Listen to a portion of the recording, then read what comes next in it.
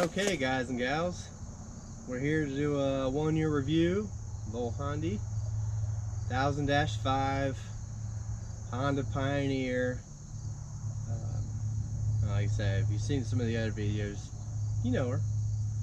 So just kind of wanted to go over the, hey, what would you want to know before you buy it? And there's a few things I would have liked to have known, I think, and so let's kind of go over what's on the machine and maybe where I would change my mind at. So let's see, where do we want to start? Like I said, just a base EPS model. I think really myself, this is probably the best way to go. I mean, unless you like the thrills of the additional plastic here and here and then back here. Now these wheels, the base EPS model, I don't know if they really changed that or not. This here's a 2019. I don't know if they changed that in the past years, if like the 16s or something, if their base model was non-power steering or not. I do see some of that stuff come up, but this here is it's got the power steering on it, so that's definitely the only way to go. Now, like I said, it had the 12-inch steel wheels on it. I bought these at the dealership, the deluxe wheels. Really the wheels, the plastic, and then the LED headlights is really the only difference between base model, deluxe model. So deluxe model, you're looking at a couple $1,000s more for sure. So you know, if you're going to upgrade these options, or if you don't care about the plastic, then to me this is the way to go. That's where I probably should have knew. I was looking more like at the price, I guess, but looking back at it now, I probably wouldn't have bought these deluxe wheels, because we've had a couple issues with the Bighorn 2.0s. You know, I was kind of thinking of the original Bighorns. They were a pretty decent tire. These 2.0s, they're, yeah, not very good. So you definitely see several issues out of them. I had a rear tire that it kind of started to separate, and then we put a plug in it. Okay, yeah, we're all good. The next thing you know, we get one on down farther on the sidewall. It just kind of kept growing. We kept getting multiple holes on that tire, so it would just be weird. You know, the one time we actually, that's kind of how we got ourselves into trouble. We had the flat right rear from that tire went flat on us. We went through a creek that was a little deeper. It ended up getting right to the bottom of the seat. It was pretty much right up in here. So, and then of course the flat tire, so it was on my wife's side. Navigator wasn't doing a very good job. It was a little bit up over the seat.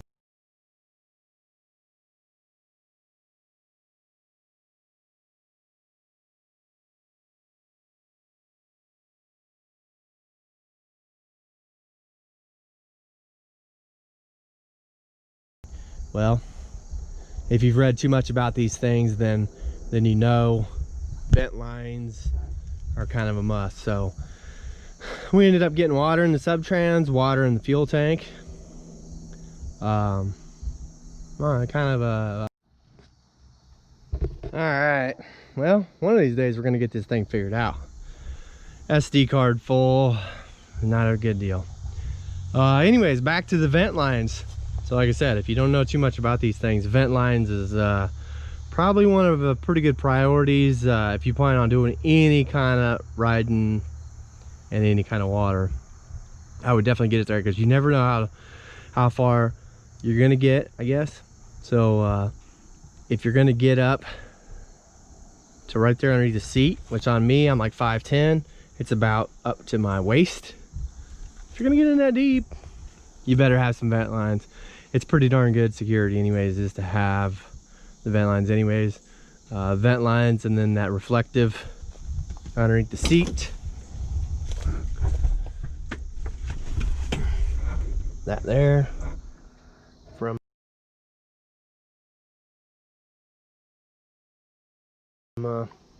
Buy your own beer. 80 bucks is pretty darn cheap by the time you jack around, you're flushing your subtrans, you take the fuel pump out, all that stuff. It's not fun. It's not much fun at all. So 80 bucks, I would have been way smarter to have bought that. I just kept pushing it off, never to get around to it. So those are, I would definitely say that reflective underneath the seat helps a ton. The vent lines, definitely. And then the other thing we got this tray here. It's from Honda. It's actually off of a limited edition. They actually put that standard on there, so it's pretty nice, because otherwise you don't have a whole lot of storage. I also put this switch panel up here. I've got a few things hooked up to it, not as much stuff as what I'd like to yet, so I'm still working on that. Like I said, it's been a year, but we ride too much and don't get done what we need to get done. So we're right at about 1,400 miles. Yep, 1,400 miles.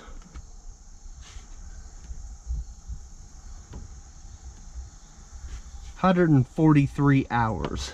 So if you do some math there, you can figure out what our miles typically is as far as speed. All right. So then the other thing is, we got the Honda roof whenever we bought it. I think it is about a $700 option or something, but I mean, yeah, there's some other ones out there, you know. They got the steel ones, aluminum ones, whatever. They look like they're pretty good. Now to me, this thing's pretty darn stout. We run a lot of trails that are kind of narrower, shorter, just because they're mostly ATV trails. And then now that, you know, the side-by-side thing's kind of kicking up more, then we're doing a lot of trail riding on that stuff. But man, we bounce off trees all the time, it seems like. And it seems like that at first, whenever I first bought it, it was like, wow, man, we're hitting a lot of stuff. It really, you know, it's banging. But that thing just, it takes the hits like it's nothing. I haven't had any damage. Now the only thing is I have done some standing up on it to do some tree trimming and stuff like that, and then you kind of get some bone and stuff. And then I do think that probably then you know, a steel one or aluminum one, I've seen some pretty cool ones there that have like some racks type deal for some more secure up on the top. Those things look like they'd be pretty good to stand up on. But you also got to think about it is, okay, then if you do hit that tree or whatever, you know, it's not going to just bounce back. You know, it's not going to flex. It's going to be solid. So it's either going to bend it, or it's going to get, you know, you're going to get stuck in the tree a little bit. I don't know. I don't have one. So let's just guess. I do think the plastic one's a pretty good deal. I have seen where it's back ordered pretty good right now. So, you know, you may have to look at some different options. So then the next thing is we got this Super ATV flip up windshield. Definitely something you're gonna want. If it ever decides to rain on you, you'll definitely be wishing you had it. I like that it flips up. We usually we'll be running country roads, gravel roads with it flipped. Now going down the highway, we usually run about 50, 55. Then we usually try to put it down, because it'll sit here and it's, you know, it's looking like it's gonna take off. Even when you got it down and you've got it maybe in the first position or whatever, it's really pushing in on this center. It is just like 1/4 inch plexiglass, so I mean, I can't really show you right now, but it's typically pushing that thing in pretty good. I have thought about running a piece of aluminum across on the inside just to kind of bridge the center to keep it sturdy. Just haven't got there. So windshield, roof. Then I really think, you know, I mean, it's like a $400, $450 on the windshield, you know, so $450 there, $700. I mean, that's pretty much why they say is these things really are about the cheapest whenever you buy them. It's all the accessories and stuff after that that really start nickeling and diming the heck out of you. So then we ended up getting this super winch, which I mean, we rode for, I don't know, probably a month without it. You know, you just kind of you know, pick your watch your P's and Q's, see what you're doing. Don't get yourself in trouble, and you do okay. Now, yeah, if you're gonna ride some mud, bunch of stuff like that, then no, it's not gonna be a good deal. So I ended up getting this here, super winch, 4,500 pounder, wide spool, and it's got a 55-foot rope on it. It's a pretty nice deal. It'll get you out there and talk to you. So that was about another $450. The first, I guess before them, I put these skid plates in, front and rear. Now, to me, I don't think you need the rears. The rears really didn't do much for me other than just pack a bunch of mud in there. Something else that you got to try to, you know, get out or whatever. Now the fronts, what I've seen about the fronts is, and the reason why I hurried up and got them and really wanted to put them in there was because what happens is without this in there, you run over a stick. What it does is it kind of kicks up like this, and it'll go, this back here shoots it straight into your floorboard, and it'll bust right through that plastic and come right on up at you. It's kind of dark out today. We're playing a little later, but it'll shoot right out there at you. Not a good deal. So I would definitely recommend the front skid plates, just because for that stick issue. And then for us, a radio. Tunes is almost always a must. I can't talk to myself all the time, so I gotta have somebody else to listen to. We went with the rockin' radios deal, and it's a pretty nice unit, really. I'm liking it. I haven't really seen anything that I don't like about it yet. And then what we did was we mounted the antenna right on the rear. That seemed like that worked out pretty good, facing back. That way we're not coming out the top, you know, trying to knock some trees down or anything like that. So I think one of the other biggest thing really is the rockin' radios is about 4 1/4, 4 1/2, somewhere right there. Well, it seems like everybody's kind of in the market at about $400. The other thing we did was we got the PV3 with the Hess tune. And what that did for me was dramatically decrease the temperature, because these things run so lean from the factory for emissions wise. That's pretty much all it looks like. But now, yeah, there's some monitors and stuff that you can set up on that. Do your engine temperature, coolant temperature, oil temperature. There are several different things on there you can set up. Just, I mean, I don't know. It's probably something maybe I should have mounted. I think I've been seeing them mount them up here, but it sounds like that the harnesses aren't quite long enough to get it there. So you're gonna have to do a little additional harness work to get it to where it'll actually be up there where it needs to be. So right now I pretty much just leave it in the glove box. Then we can change tunes if we want to change tunes. But I've had that Hess one in there for, let's see, what do we got? About 3 months or so. So I've been pretty happy with it. Clutch is definitely a lot better. You gain a little bit of horsepower. Now, yeah, it's never enough, but you do gain some. But like I was saying, like on the deluxe wheels, I think what I would do is I wouldn't buy them, because they costed a decent amount of money whenever I bought them. I could have just went and bought a set of tires and wheels, aftermarket set, and been way better off than these here. And then now, you know, you got an oddball width up front wheel wise compared to the back, so you can't really do a rotation. Yes, you can do a rotation side to side, but not really back front to back. So to me, I would have I should have kept the 12-inch wheels, and then just bought me a set of good aftermarket wheels for you know, $1,000-1,200 and been better off. Put this money here towards those wheels. The thing about it is the 12-inch wheels with these skid plates, A-arm guards, whatever you want to call them, you can't run a 12-inch wheel because it hits in there. And I don't know, you can, this one doesn't really have it. Out in there it's got it, a little rub rash there. Must have got in a little too far or something, but they do get really close to the wheels whenever you turn full lock.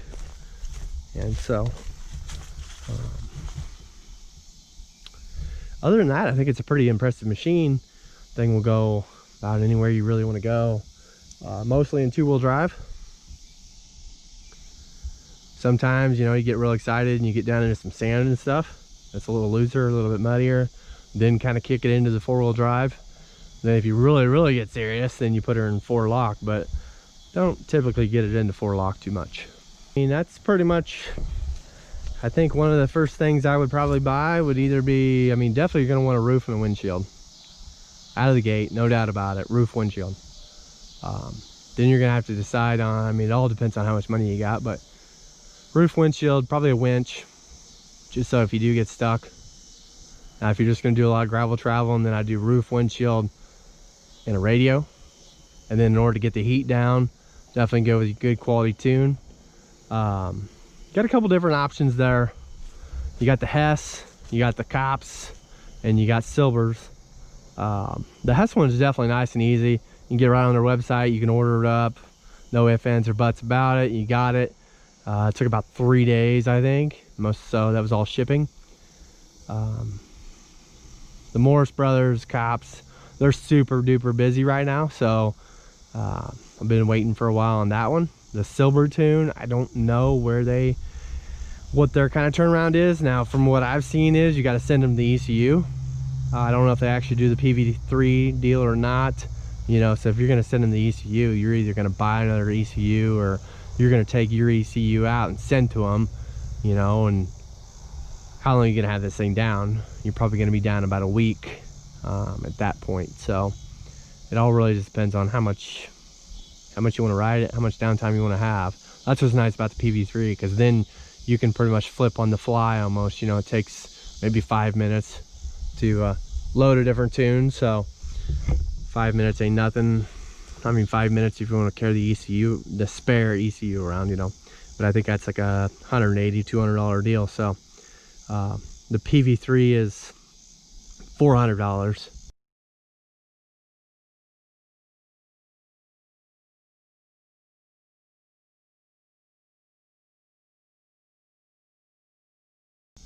And then any tune over that is anything additional. So, you know, like the Hess, it's $100 additional. Morris Brothers, Cops, I think it's somewhere about $375, $400.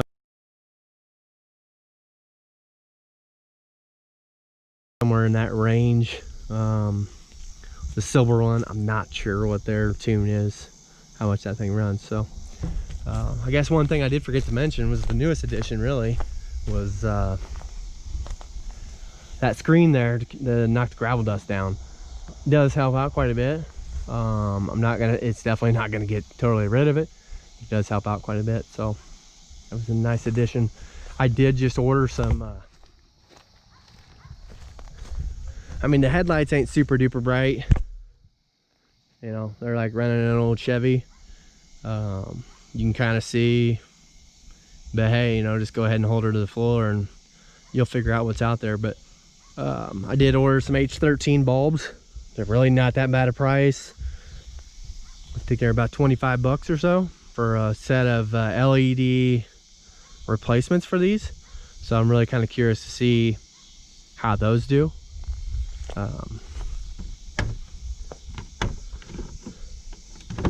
Just to get back to that LED, you know, type deal. So then up underneath here, I'd add this just to get it. The plastic stock one just kind of sits right here. So if you do kind of get, I was always a little bit worried about a little bit of residual water or something kind of splashing, you know, if you kind of dunk down in the, not that the water was all that deep in the creek, but maybe just get a little residual splash you know, and I didn't want to suck it down the intake. So I put this piece on here just to get it up. Just, I mean, you're talking maybe another inch or two, and it kind of gets it back a little farther too, because that one's right here and you're pretty much stuck right out the back where you're pulling at. So put just a little bit on it. This here's the box, the fuse box for that switch panel. This is that master disconnect. I do have the dual battery in here, the old Mighty Max. Got that in there with the true isolator. So we do have the dual battery. I mean, dual battery I think really helps with the winch, and as far as the clutch, because you're not running anything low on voltage. So anytime you can run something that's not low on voltage is way better off. So I mean, a lot of them guys, they kind of act like in the 16s and stuff, and maybe that was an issue, running low on voltage, clutch wasn't fully engaging, then burning the clutch up. So definitely not gonna have that issue. Got the dual battery. So and the way the isolator works is if it senses that this battery here needs more charge, then it'll parallel them up, or yeah, parallel them up pretty much to charge both. Or like right now, you know, if it was shut off, there'd be a blue light right here on. If this one here was a little lower charge than that one, then it would be kind of just trying to equalize themselves up. And then once they kind of equalized up, this here true isolator would go off, be good to go. So like if you're sitting here with the tunes on, sitting on the tailgate drinking cold lemonade and fishing off the back or whatever, you can still run the radio and everything, and you'd be running just off this one battery.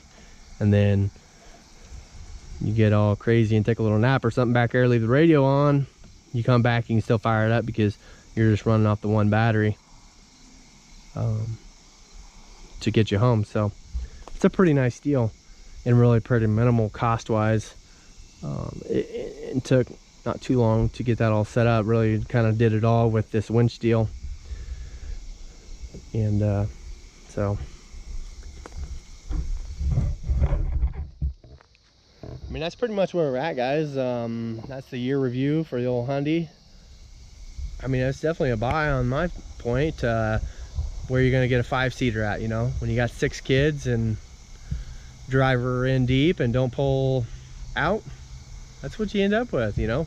This ain't no sport mode. They didn't give us man bellies because we're driving around in some sexy, you know, sport side by side. No, we're riding right here in the old Pioneer, and it's pretty darn sporty. The thing will get around with about anything. You know, sometimes the only thing you might get into is if the trails are really rutted or whatever, then you're gonna bottom out. That's gonna be with anything. So power wise, I don't really think it lags. Now, okay, yeah, maybe you want a belt burner, 1,000 with a turbo, those things roll, you know, there's no doubt about it. So but you just ain't gonna get it here. But you got some, you're not gonna burn up a belt, so you got some sense there that you're not gonna have problems. I think if you keep on the maintenance, oil changes and stuff like that, it's a pretty solid machine. So I've seen a lot of them out there with 8,000-10,000 miles on them, not a problem. So in my mind, that's pretty good. At the mileage that we're going, that's gonna be like 8 years, but really I don't see that happening. I see that mileage creeping up. Just, I mean, right now we're kind of just getting into where, you know, before we didn't have one, so okay, you know, now we've got it. Now we just got to think about to go out, ride it, whatever. We pretty much ride it every weekend, but we don't ride it every night. So we're kind of keeping those miles down slightly, but I foresee us grabbing up some more miles on the thing. So I think subscribe below, and we're going to keep up with these videos, and we just need the subscribers there to back us up. Over and out.